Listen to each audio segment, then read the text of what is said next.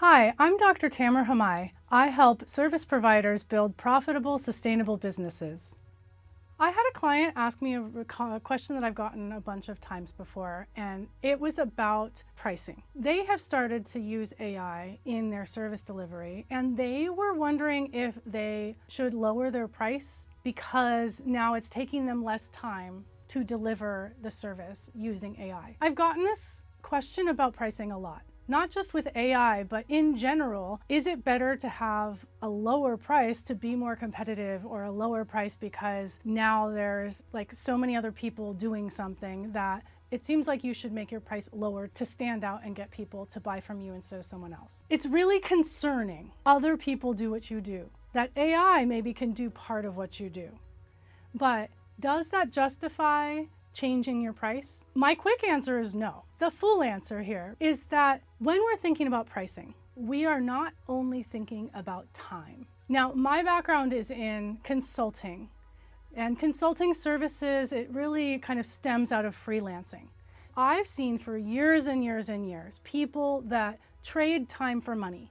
They have an hourly rate and they charge a certain amount for how many hours they spend to deliver the service. And this type of pricing is really hard to grow with because you hit the ceiling, you hit the top of your capacity if you only have so many hours. And so if you want to grow, you have to get more people hours. So you have to hire more people, you take on more expenses. So you never really truly grow. You get more people, but your expenses and your income go up at the same rate, basically. So your profit isn't really there, and it's not really sustainable because as soon as one of you has slightly less time to work, you make less money. And if you lower your price, that means that you're actually getting less for the same hour you're spending. And so eventually you're going to go out of business. So lowering your price, especially when it's tied to time, is really dangerous for a business in the long run. Additionally, I've heard people talk about pricing for value. How much will people pay you for your service? And just ask for as much as people will pay you. If they are really motivated to buy from you, they'll pay whatever they can afford to pay. But it doesn't work consistently because especially as there is competition for delivering the same type of value, there will be potentially other people that have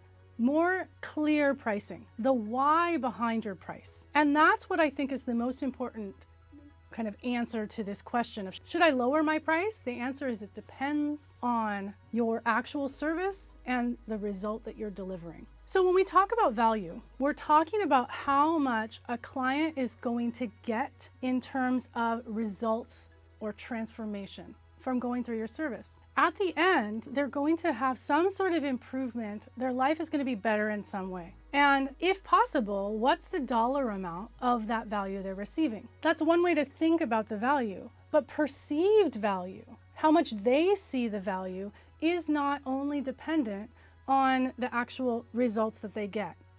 They have to be able to see the results really clearly to know that the result happened. Otherwise, that's worth nothing to them. They may have improved, but if they don't know they improved, then there's no value received from their perception. That value is influenced, or perceived value is influenced by how much they feel like they need that value. Having a clear connection between the value that they're receiving and the problem that they came to you wanting to solve is really important for them to actually say, yes, I got value from this. Before they actually buy your service, having a really clear statement about what client results they will get by going through your service and how that ties to the problems that they are coming to you to solve in the first place is going to be a powerful motivator for sales, regardless of the price. Then, when you tie dollar amounts to the value that connects to solving their problem, to their results they're receiving, then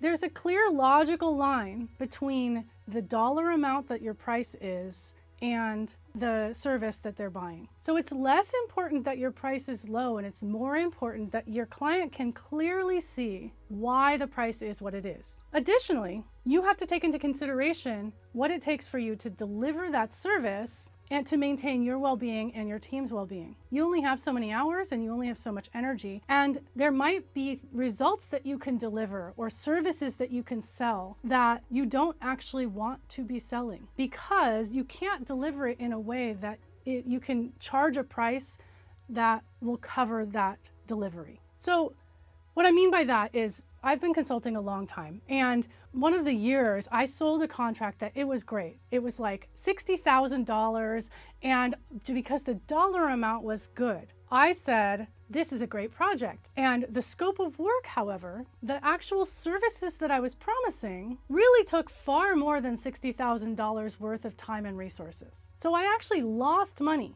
even though that money technically came in the door. So we have to consider what is the minimum price that I can charge to actually cover the cost of my people, my time, my resources, all the expenses of my business based on the time that I'm delivering the service. So what I do is I actually take the total number of work hours we have, all our organizational operational expenses, and create a billable hourly rate that we estimate to deliver our services. And when you've been delivering a service, a specific service for a while, you know about how long it takes to deliver any portion of it.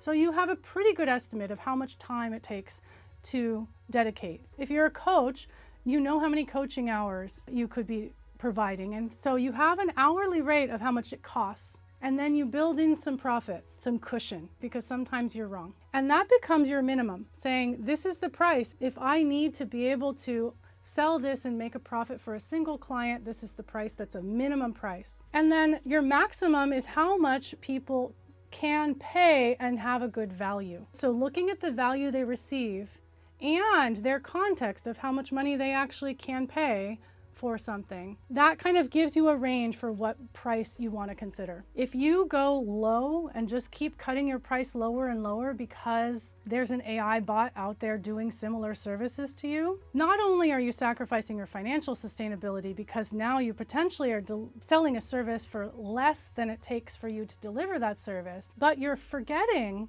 that you're providing more quality and service than that AI bot. The AI bot is compiling things and doing stuff, but it's not using the discernment and judgment to make sure that it's actually applied appropriately to the client's situation, that it's relevant for their context, and that the status quo might not actually be what they need. So you're bringing more than the AI bot is bringing, and that's more value that you need to include in your price. So it's not a simple formula to calculate your price, but those are the factors that I encourage you to consider as you set the price for your services. So if this resonates, subscribe to the channel to see more information like this, have more conversations like this, and I look forward to seeing you in the next video.